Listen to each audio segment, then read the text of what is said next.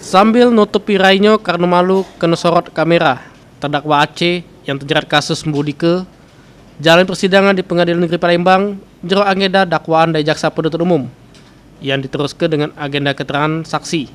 Menurut saksi yang dihadirkan jaksa penuntut umum ialah dari pihak korban kalau Aceh melakukan aksinya dengan catut nama saksi kakaknya yang pernah menjabat sebagai pejabat di Indonesia.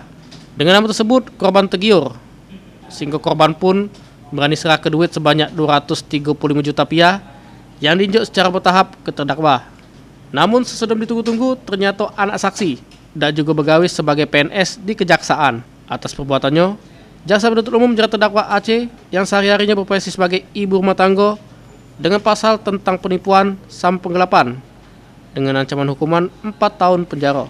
Sehabis para saksi unjuk keterangannya di muka persidangan, majelis hakim yang dipimpin Darul Maximus menunda persidangan untuk masuk agenda keterangan dari terdakwa Aceh di persidangan berikutnya. Sri Febriandi, PAL TV.